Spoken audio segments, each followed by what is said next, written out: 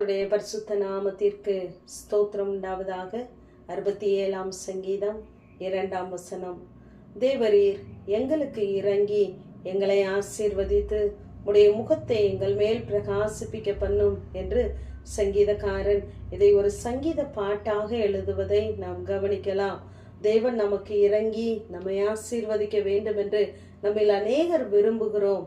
ஆனால் தேவ பிரசன்னத்தை அனுபவிக்க வேண்டும் என்று யார் யார் விரும்புகிறார்களோ அவர்களுக்கே தேவன் இறங்கி அவர்களை ஆசீர்வதிக்க தம்முடைய முகத்தின் ஒளியை அவர்கள் மேல் பிரசன்னமாக்க அவர் போதுமானவராக இருக்கிறார்.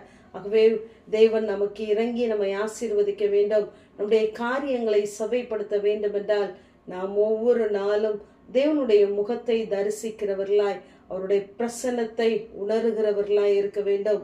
அநேக நேரங்களிலே நாம் தேவ சமூகத்திற்கு போய் அவருடைய பிரசன்னத்தை அனுபவிப்பதற்கு எவ்வளவோ தடைகள் வரலாம்.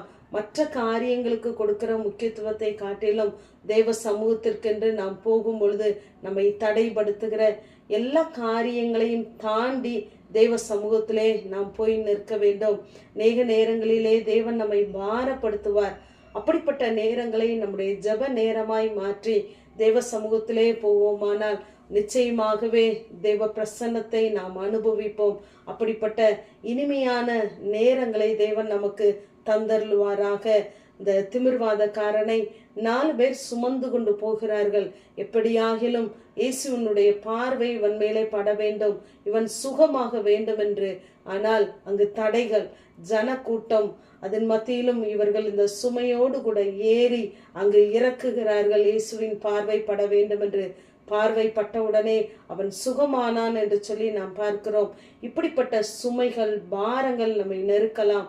ஆனால் அவைகளையும் தாண்டி நாம் தேவ முகத்தை, தேவ பிரசன்னத்தை நாம் உணர்வோமானால் நிச்சயமாகவே தேவன் நமக்கு இரக்கம் செய்கிறவராக இருக்கிறார்.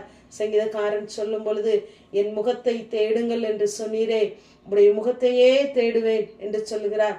கர்த்தருடைய முகத்தை நாம் ஒவ்வொரு நாளும் தேடுகிறவர்களாய் இருக்க வேண்டும். 102ஆம் சங்கீதத்திலே அங்கு சங்கீதக்காரன் சொல்லும் பொழுது 2ஆம் வசனத்திலே, என் ஆபத்து நாளிலே உடைய முகத்தை எனக்கு மறையாதையும் உடைய செவியை என்னிடத்தில் சாய்த்து நான் கூப்பிடுகிற நாளில் எனக்கு தீவிரமாய் உத்தரவருளி செய்யும் என்று கேட்கிறார். கர்த்தருடைய முகம் நமக்கு மறைக்கப்படுமானால் நம்முடைய வாழ்க்கையில ஒன்றுமில்லை, எல்லாம் மரித்து போன சூழ்நிலைகளிலே காணப்படும். ஆனால் இந்த சங்கீதத்தின் துவக்கத்திலே நாம் பார்க்கும் பொழுது, துயரப்படுகிறவன் துக்கத்தில் மூழ்கி கர்த்தரிடத்தில் தன் வியாகுலத்தை தெரிவிக்கும் விண்ணப்பம் என்று சொல்லி பார்க்கிறோம். இப்படிப்பட்ட துக்கமான நேரங்களிலே தேவன் தம்முடைய முகத்தின் ஒளியை நம்மேலே பிரசன்னமாக்குவாரானால் நமக்கு வருகிற எல்லா துக்கங்களும் துன்பங்களும் மறைந்து போகும்.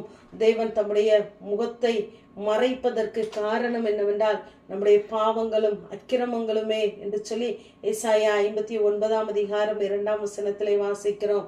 ஆனால் தேவன் தம்முடைய முகத்தை ஒரு நொடி பொழுது நமக்கு மறைத்தால் கூட நாம் இல்லாதவர்களாய் மாறி போவோம். ஆகவேதான் அற்ப காலம் உண்ட கோபத்தினால் என்னுடைய முகத்தை இமை பொழுது உனக்கு மறைத்தேன், ஆனாலும் நித்திய கிருபையுடன் உனக்கு இறங்குவேன் என்று சொல்கிறார். அந்த இறங்குகிற தேவனை நாம் நோக்கி பார்க்கிறவர்களாய் இருக்க வேண்டும்.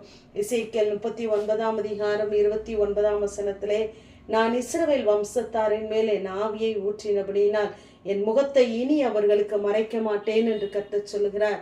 ஆகவே தேவன் நம்மோடு கூட உடன்படிக்கை பண்ணி இருக்கிறார், இஸ்ரவேல் ஜனங்களோடு கூட.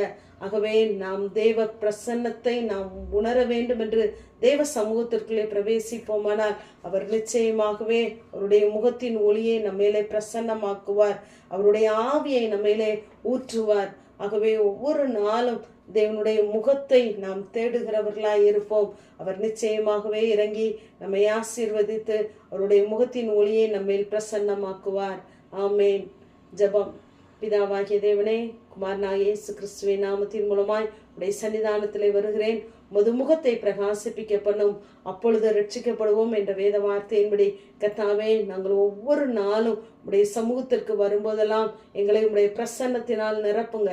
உடைய முகத்தின் ஒளி எங்கள் மேல் விழட்டும், எங்களுக்கு இருக்கிற குறைகள் எல்லாம் மாறட்டும். இயேசுவின் நாமத்தினாலே உடைய ஆசீர்வாதம் எங்களை நிரப்பும்படியாய் ஜெபிக்கிறோம், தாழ்த்துகிறோம், மகிமைப்படும். இயேசுவின் மூலம் ஜெபங்களிலும் எங்கள் நல்ல பிதாவே, ஆமேன்.